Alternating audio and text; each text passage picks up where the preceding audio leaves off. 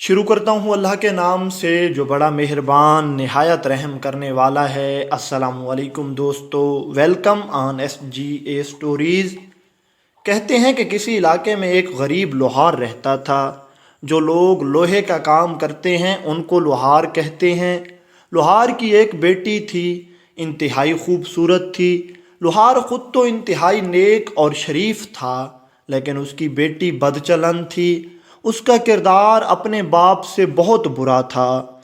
एक दिन वो किसी लड़के से बातें कर रही थी तो उसके बाप ने देख लिया। वो गरीब लोहार इंतहाई समझदार और अक्लमंद था। उसने अपनी बेटी को कुछ भी नहीं कहा और कुछ दिनों के बाद अपनी बेटी से कहने लगा कि मेरा ख्याल है अब तुम्हारी शादी कर दी जाए। आखिर कब तक तुम इस तरह मेरे घर में बैठी रहोगी। उस लड़की ने कुछ भी ना कहा और बात आई गई हो गई।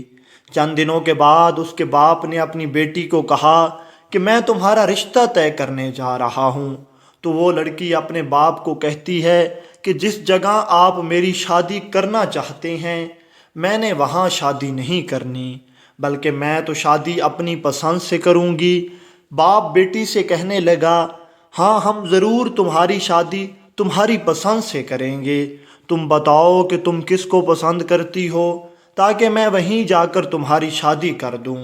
वो लड़की जिस जगह कहती है बाप वहाँ राज़ी नहीं होता, क्योंकि उसके बाप को मालूम था कि ये एक इंतहाई आवारा और बदमाश किस्म का लड़का है। गरीब लुहार अपनी बेटी को समझाने लग जाता है कि देखो बेटी, वो लड़का तुम्हारे लिए अच्छा नहीं है। अगर तुम्हें कोई और लड़का पसंद है तो बताओ, मैं तुम्हारी शादी वहाँ कर दूँ। वो लड़की कहती है कि नहीं, मैंने शादी करनी है तो उसी से करनी है और किसी से नहीं करनी। बाप बेचारा बहुत परेशान हो गया। अब वो अपने हाथों से अपनी बच्ची को मौत के मुंह में भी तो नहीं धकेल सकता था। दूसरी तरफ उसकी बेटी भी जिद कर रही थी, लेकिन बाप उसकी बात पर राज़ी ना हुआ और उसने साफ इनकार कर दिया, नहीं मैं तुम्हारी शादी वहाँ नहीं कर सकता। इससे बेहतर है कि तुम मेरे घर में ही बैठी रहो। उसकी बेटी उस वक्त तो चुप कर गई, लेकिन अभी चंद दिन ही गुजरे थे कि एक रात को उसकी बेटी उसी लड़के के साथ भाग गई। सुबह को जब उस लोहार ने उठकर अपनी बेटी को देखा तो वो कहीं भी ना मिली। वो बेचारा अब बहुत परेशान हो गया। इधर उधर तलाश भी किया, मगर उसकी बेटी उससे कहीं पर ना मिली।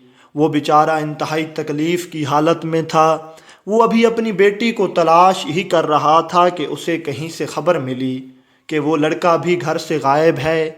उस गरीब लोहार की समझ में बात आ चुकी थी और अब उस इलाके के और लोगों को भी पता चल चुका था। वो बेचारा गरीब लोहार शर्म से मरा जा रहा था। जिस जगह जाता उसकी बेटी के तज़किरे हो रहे होते।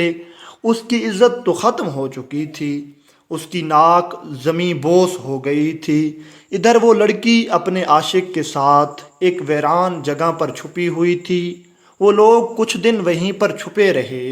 एक दिन वो लड़का उसे कहने लगा, अब हमें अपने अपने घर जाना चाहिए। लड़की ने जब ये सुना तो उसके पैरों तले से ज़मीन निकल गई और कहने लगी, मैंने तुम्हारे लिए अपना बाप छोड़ा है, अब मेरा कौन सा घर है, मैं किस घर में जाऊंगी। तो लड़का कहने लगा, तुम कहीं भी जाओ, मुझे इससे कोई मतलब नहीं है। मैं तो अपने घर जा रहा हूँ। मुझे तुमसे तुम्हारा जिस्म चाहिए था, वो मैंने हासिल कर लिया। मेरा तुमसे कोई वास्ता नहीं है। वो लड़का उसे वहीं छोड़कर वापस घर चला आया। वो लड़की बेचारी बहुत परेशान थी, रो रही थी, पीट रही थी। आखिर उसने अपने मुंह को छुपाया और आहिस्ता आहिस्ता अपने घर की तरफ बढ़ने लगी। उसने घर के दरवाजे पर दस्तक दी, अंदर से कोई आवाज़ नहीं आई। जब काफ़ी देर तक बाहर कोई ना आया तो लड़की घर के अंदर चली गई। अंदर जाकर देखा तो उसके बाप की लाश दरख्त से लटकी हुई थी और उसके पास चिट्ठी पड़ी थी, मुझे पता है बेटी, तुम कुछ दिनों के बाद वापस घर आओगी। जब जालिम दुनिया वाले तुम्हें धोखा देंगे तब तुम धक्के खाती हुई वापस इसी बूढ़े बाप के पास आओगी। لیکن ہائے افسوس کہ تب یہ باپ تجھے نہیں ملے گا۔ لیکن بیٹی صبر کرنا، خدا صبر کرنے والوں کے ساتھ ہے۔ اس بیٹی نے جیسے چٹھی اٹھائی تو اس پر یہی تحریر آویزاں تھی۔ اب اس لڑکی کے چہرے سے خون اڑ چکا تھا۔ وہ سوچ رہی تھی کہ اب کیا کیا جائے۔ وہ اپنے کیے پر خوب پچھتا رہی تھی، لیکن اس کا دماغ اس کا ساتھ نہیں دے رہا تھا۔